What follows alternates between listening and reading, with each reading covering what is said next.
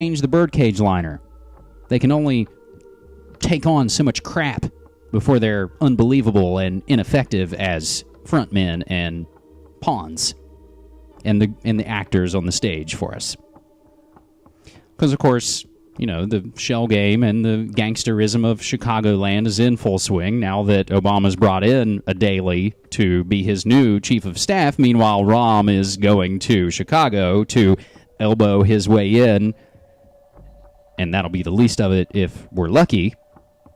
He may have to stab tables and make threats of dead, dead, dead, and he may have to send people fish, but, you know, that's how gangsters roll. Whoops, the new Oklahoma governor swears to offend the Constitution, which, of course, would remind us of the flashback to Obama's first day and the second oath, going back 2 years. Our last Obama-Messiah update: Associated Press settles copyright lawsuit against Shepard Fairey. Shepard Fairey was originally known for provocative street art with Andre the Giant, but has since gotten into hagiography, iconography. Call it what you want. You can learn more about him in Exit Through the Gift Shop, the documentary by and ostensibly about the mysterious street artist known as Banksy. But Shepard Fairey of the Andre the Giant has a posse fame. He's the one who did the artistic rendering of an Associated Press photo into the iconic Hope poster during the campaign. They've battled it out and they've finally settled. Now, lastly, on this news purge, good clean fun for the whole damn family, we get to our war horrors updates. Despite media headlines, my friends, Pentagon spending is up, not down. The Department of Defense budget is not going down, regardless of the recent talk by Gates trumpeting $78 billion in military cuts over 5 years. Yes, Gates plans to trim spending in some areas and even eliminate certain weapons programs, but the Pentagon budget will continue to rise as it has over the past 2 decades, which contained both phony progressive puppets and fake conservative puppets. The next defense budget is projected to grow by 3%. Damn that inflation from money printed out of thin air as debt instantly.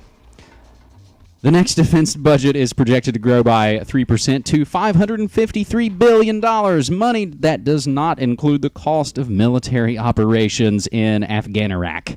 By 2015, the budget will eclipse $620 billion. After that, it may stop growing if the government sticks to its current long-term plan and withdraws as planned from Afghanistan, which would allow the defense secretary to reduce the size of the U.S. Army and Marine Corps. It should be noted that the fiscal blueprint for the Pentagon has gone up every year since 1998.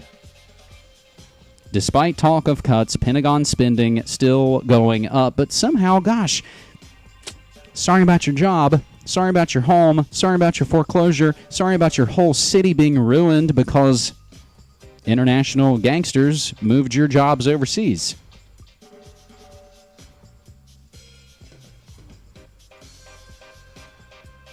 And of course, you know, we'd love to pay for, you know, your health.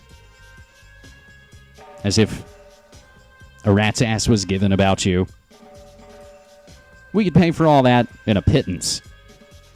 But no, the military war machine must roll on, fueled by terror juice and paranoia and wars of aggression in countries that it somehow turns out later was all about the drugs and the resources and God, gold, oil, and drugs. Our second War Horrors headline, also from allgov.com, Lockheed Martin reaches deeply into the U.S. government. Of course, it's a nice, pretty little revolving door. But our final War Horrors note and our final headline on this news purge and our final story on this 201st episode of MediaMonarchy.com, theater of war to play at Pentagon, another Afghanistan marathon, 7 hours of plays. The tricycle Theater will present 2 special performances of The Great Game, Afghanistan. Its 7-hour marathon of short plays about Afghans' history of foreign occupations for the Pentagon on February 10th and 11th, the theater announced. The performances will take place at the Shakespeare Theater Company in Washington for an audience of military and government officials, service members, veterans, and their families. The Great Game, a cycle of plays commissioned from a dozen writers, opened in London in 2009 and has been touring the United States since August.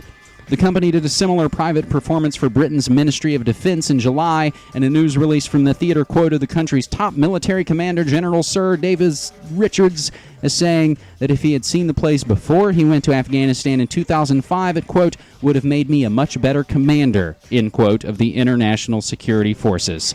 Ben Brantley, in a positive review of the production last month for the New York Times, said that after watching the 7-hour cycle, audience members can be forgiven for thinking of Afghanistan as something Samuel Beckett, in a really down mood, might have come up with. I suppose ending the show on the idea that theater and the arts can make you a better person. Now, in this case, making you a better military commander, I don't really want to touch that one. I just enjoy the amusing intersection when it's called as it is, The Great Game. And they talk about the history of political, or rather occupational, military pursuits in Afghanistan. And, of course, that's something that the aforementioned Robert Gates would know quite a bit about because, of course, he and Brzezinski and the intelligence agencies were involved in Afghanistan in the late 1970s. Not reacting to the Soviets' invasion, as Brzezinski admitted in an interview with La Nouvelle Observateur, we went there first to provocatively draw them in. I can't quote it exactly off the top of my head, but just look up ZBIG, La Nouvelle Observateur, Soviet Union, Afghanistan, giving them their Vietnam. And that's why they call it the Great Game, and that's why people like Brzezinski call it the Grand Chessboard. That's going to do it, my friends. Again, I thank all the folks out there who are trying to get involved and get activated and help send information and help spread the word about this show. I appreciate it. You can, of course, get in touch, mediamonarchy@gmail.com, and we will keep going and growing. This has been the 201st episode, my friends, of Media Monarchy. It's Friday the 14th, January 2011. My name's James Evan Pilato. I'm your host and webmaster of the site and show at MediaMonarchy.com, reminding you, as always, don't hate the media, become the media. Take care.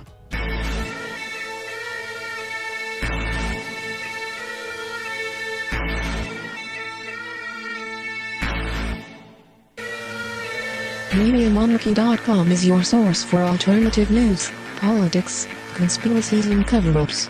Featuring weekly radio shows on the Portland Radio Authority, PRAradio.org, the New World Next Week video series with CorbettReport.com, plus special interview episodes, B-sides, mixtapes and so much more. Send news tips to MediaMonarchy@gmail.com. You can make a donation or mail media to the Monarchy at P.O. Box 12165, Portland, Oregon 97212. Thanks to all the internet and community radio stations who broadcast these shows, and most of all, thanks to you. Remember, don't hate the media, become the media. Whether he went on with the diary, or whether he did not go on with it, made no difference. The thought police would get him just the same.